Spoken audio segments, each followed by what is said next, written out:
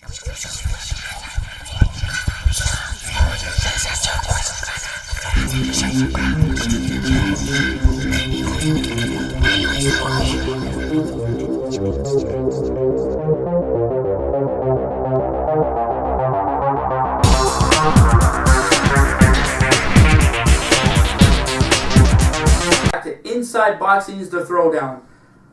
Always with my co-host Aurelio Martinez.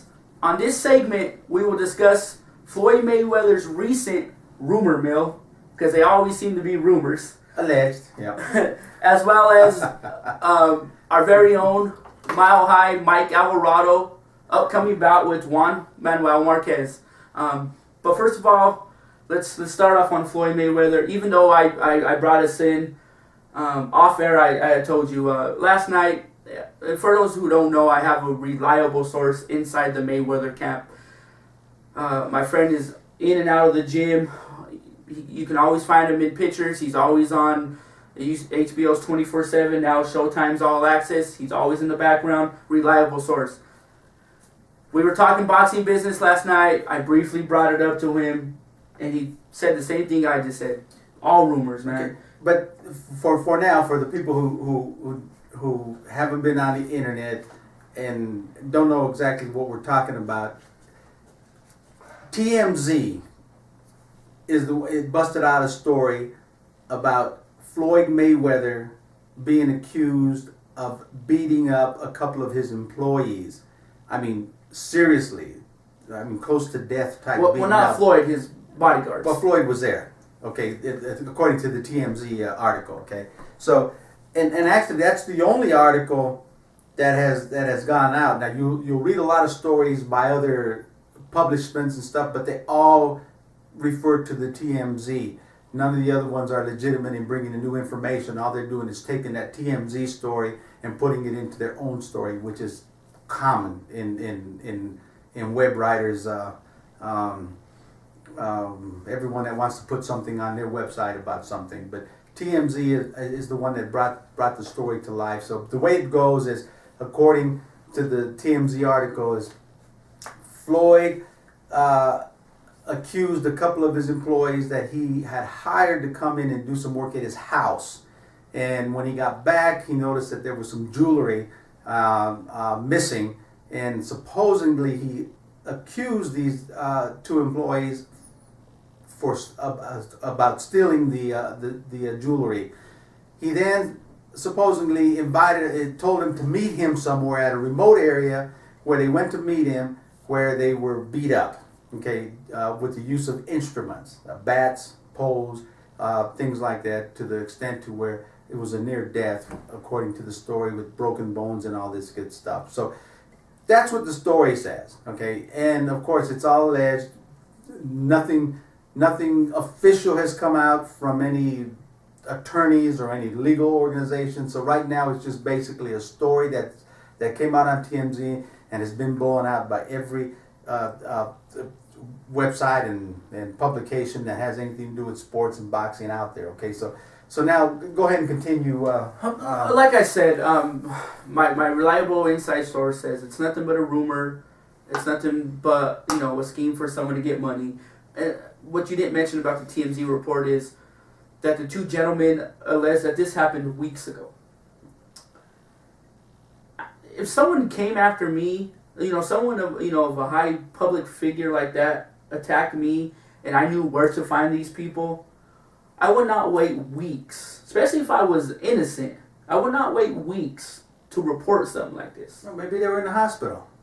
Maybe they were hurt. Maybe they're. Well, and also we've seen enough TV shows to where if someone gets put in the hospital, there's a detective sitting next to you trying to get what the story is. Well, no, I'm agreeing with you. I'm agreeing with you on that, but I'm disagreeing with you on the time frame. I think a week is relatively soon because, number one, I'm going to consult with my attorneys. Okay, so I'm not just going to call up the news media and blare out right away. Okay, I'm going to consult with and it may be a month, 2 months, 6 months before we're ready to come bust out with our attorneys and stuff like that. So a week is not at all a long time. As a matter of fact, it's a short distance, and I'm surprised that an attorney for these guys, if and so they have an attorney, was so quick to jump the gun. I mean, I would have went through the whole court process, because something like this, you don't fight that battle in the media. Mm-hmm. This is something that probably never even should go to the media. You take care of business. You go in there, you file your reports. Naturally, if it gets to that stage, some media publication is going to pick it up, because that's what they do. They're nosy. They go into the court documents. That's what they do. You know, that's the scavengers. So that's what they do. But I'm just saying, if indeed it's true, and there is some gangster in Floyd, then it will come out. Well, I mean, there's always been that hard edge about Floyd. He is from Flint, Michigan. You know, they always say you can take the boy out of the hood, but not necessarily take the hood out of the boy. Yeah. You know what I mean? And the thing about that is, sometimes some of these people, the more money they get, the more indestructible they think they've become. Yeah. You know what I mean? And I'm Floyd's biggest supporter. Anyone knows that. Yeah. Yeah. You know what I mean? I don't think it's true.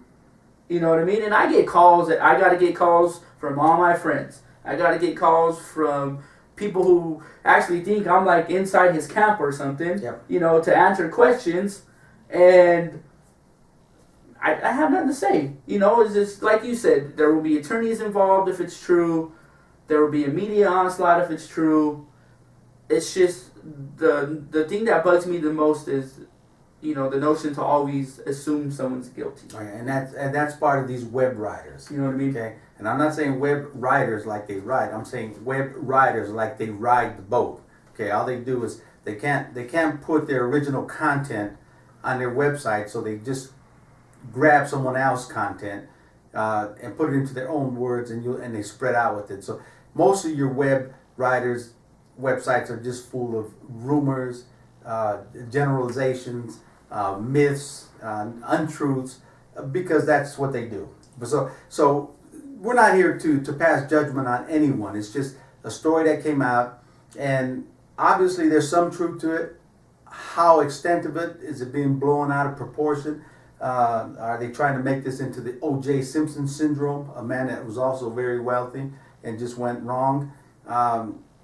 We don't know, and it would be unfair to anyone for us to even try to comment and say that it is true or it's not true, because you know what, we don't know. I says, but whatever happens, it'll come out. I mean, if there is some truth to that, it's going to come out, because it will go through the legal process. Exactly. Well, we'll move on to our next part of the segment. Denver's own Mile High Mike Alvarado has officially signed on the dotted line to face Juan Marquez. I believe it's July 7th or July 17th. Not sure if it's going to be pay-per-view yet, but what are your thoughts on that fight? It may be May 17th. Could be May, could be July. It's coming up pretty soon. They're fighting. It's coming pretty soon, and I don't have that, but I don't think it's in July. I think it's coming sooner than that. But anyhow, we always hear about who's going to fight who, and you know, hear about it a lot with Floyd.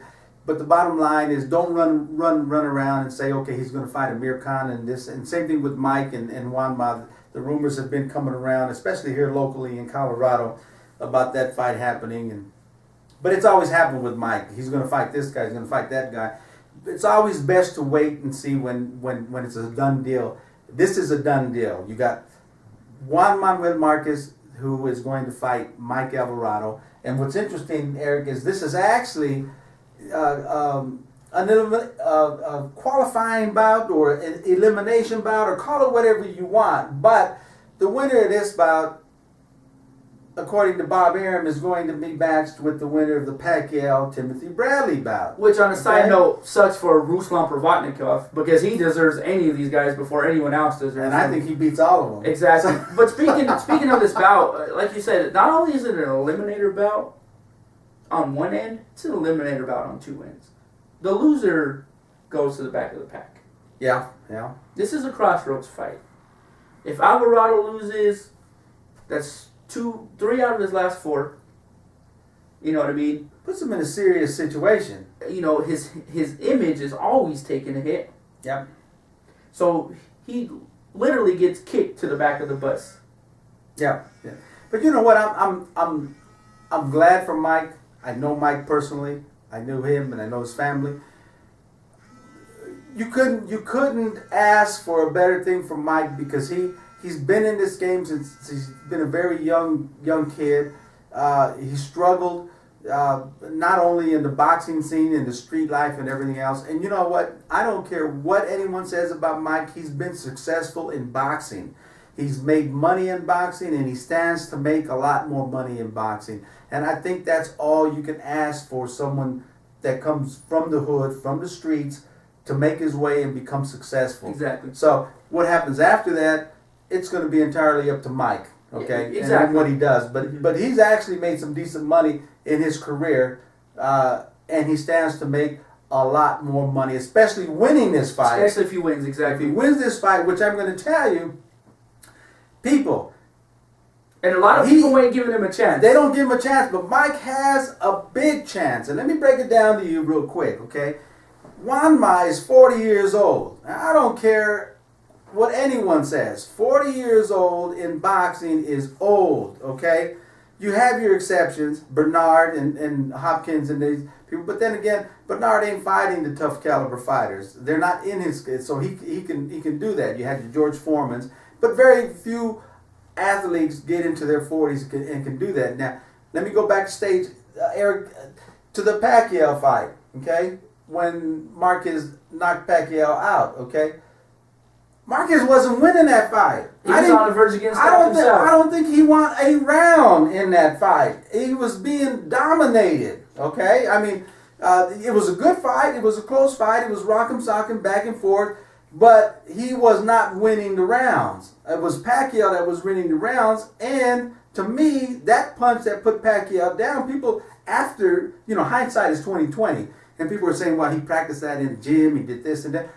Baloney. It was on the verge of being... It's one of those, it takes me back to, Roy Jones was my favorite fighter growing up. Yeah. Antonio Tarver never threw that punch before that fight, and he never threw that punch after that fight. That's right. He just happened to throw that punch at the right time that fight. It's like Martinez when he knocked out Paul Williams. You can look at that replay because they show it over and over on slow motion. He had his head down, eyes closed, and the punch was coming out, and it just happened to land, okay? That happens in boxing. It happened for Juan Marquez in the Pacquiao fight. He threw the punch. Pacquiao was coming in, force on force. Bam, it's out. It wasn't like he was winning the fight, okay? So, put that in consideration. He's 40 years old. Mm-hmm. Get Mike in there, which is an active fighter, which has been very active in his fights with Prolavnikov and Rios and all that. Yeah. Okay, Mike is in a position to go in here and take the fight to Marquez, push him. God, and I hope Mike don't turn around and try to do that. I don't know who's teaching him how to be a southpaw. Try to be a southpaw and try to be defensively, because when you back away from your power and you try to change everything, nothing works. Mike needs to be Mike, okay? And I think he can take it and break down Marquez and win that fight. Mm-hmm. And I think he can win. And we talked about this being a crossroad fight for Mike. If Juan Manuel Marquez loses, like you said, 40 years old, he's been in war after war after war. Depending on how he looks, this might be his farewell fight. And if he loses, you know what I mean? And like we talked about Ponce de Leon and Juan Manuel Lopez, this could be, that perfect storm of, Marquez might be at the end of his time. Alvarado might be starting to slow down because some of the wars he's been in. Sure. But you put them two together, they're both big punchers. They both need to be squared up to throw those power punches. Absolutely. This could be a great, exciting fight for the fans. Yeah, it is. I'm going to tell you who's going to lose this fight. The one that starts going backwards. Mike, don't go backwards, baby. Don't go backwards. You win this fight if you just stay forward and put your punches together with your force. You start moving backwards, you're going to lose this fight. Okay, but I think it's a good fight. The only thing that kind of, I would say, not so much scares me, but something that I would say kind of gives me some reason to think that things are being set against Mike is basically there's already talk about Pacquiao fighting Marquez again. Okay, It's money. So- It's money. so- you and I both know that fight makes sense. They fought 4 times. Pacquiao won 2 close fights with a draw. Marquez stopped him in dramatic fashion in the last bout. The 5th bout, it's about dollars and cents, plain and simple. Yeah, and I'll tell you what, I think out of the past 4. And of course, we all know Pacquiao's scared of Floyd, so he's not trying to go down that road. So he has to fight Marquez again. That fight won't happen. We know that's not going to happen. So regardless of his whys and all that stuff, it's not going to happen. But anyway, I see you guys tune into that fight. It's going to be a good fight.